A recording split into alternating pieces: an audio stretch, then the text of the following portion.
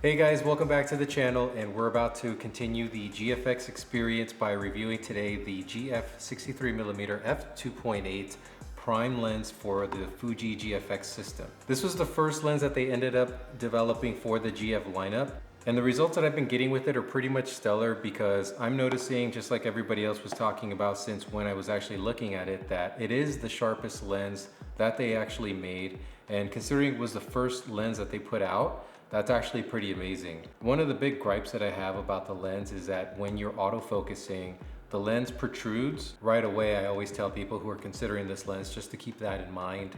You have to be vigilant of how you pack this lens or when you power it on the camera.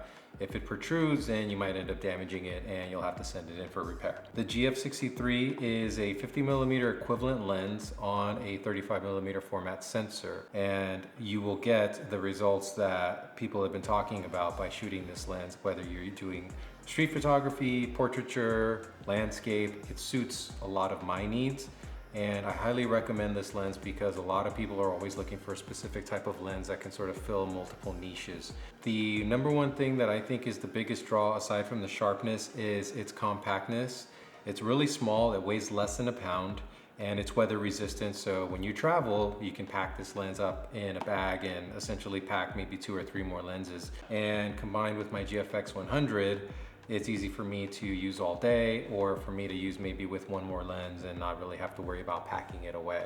Like the GF45, it is a fast lens. It's an f2.8 lens, and you can stop it down to f32 if for whatever reason you would need that much depth of field. But it's safe to say that the sweet spot for this lens ranges between f8 and f11. The lens itself is actually a 62mm filter size, so just keep that in mind. It's actually fairly small compared to all of the other lenses in the system. Right now, Fuji is doing something that for their roadmap in the future going forward, they're really focusing more on the prime lens technology. They have already released, so far in the last few months, a 50mm f3.5, and they're going to be releasing the much anticipated 80mm f1.7, which will be the fastest prime medium format lens that's ever been made. Overall, if you're looking for something that's compact, something that you can take and shoot pretty much in every scenario, this is going to be the lens that gives you the most versatility. Even with the shortcomings such as dealing with the autofocus that extends, that's obviously sort of more of a safety issue that you just got to be aware of. But other than that, it's weather resistant, it's very sturdy, it's very durable, very well built lens. And I think that if you're gonna buy a GFX, this is gonna be one of your 2 or 3 options that you can walk around with all day and have something that's very light, very powerful, and obviously give you the best results for your shooting style. A few days ago when I took this lens out to shoot in Venice, I was able to capture some skaters doing some jumps and walking around shooting through the canals. For my shooting style, I typically like to compose my shots and fill the frame as much as possible. And with the 63mm, you're gonna be able to get some tighter shots when you're doing environmental portraiture or some landscape shots, which is really handy because being that it's a fast lens, it does help to shoot this in low light. The results that I've gotten so far are pretty amazing, and this is one of the lenses that I'm hard pressed to ever not recommend. The only reason I would say give this lens a consideration maybe over the 50mm is because you do gain an extra almost full stop of light, and at the same time it's sharper in my opinion, and I think most reviewers will say the same, that the 50mm 3.5 isn't quite as sharp, and this definitely is a very, very sharp lens. Simple features like having an external aperture ring come in handy if you like to actually control your depth of field. And inside you're working with a lot of good glass, and you've got 10 elements in 8 groups with 9 aperture blades, so you're gonna get smooth bokeh out of this lens. So some of the results, as you can see, are typically gonna be very sharp at the widest aperture, and I think that this thing hits its prime mark when you're right around f8.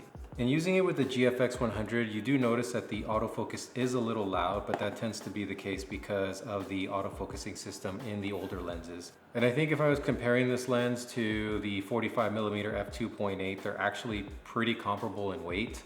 So that's a nice thing to have. If you're gonna walk around with primes, you get to walk around with 2 light primes at 2 pretty solid focal lengths. So right now you're typically finding this lens for sale at all the major retailers for around $1,500, brand new. And in the box, you'll get your lens caps, your hood, a pouch, the manuals, a warranty card.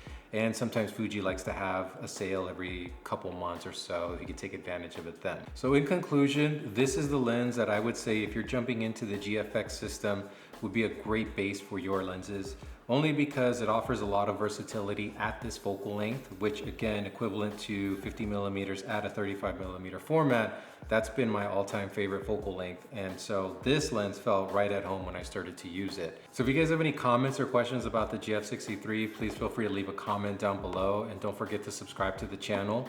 The next video coming is gonna be the GF 110mm f2. So stay tuned for that review, and I hope to see you guys in the next one.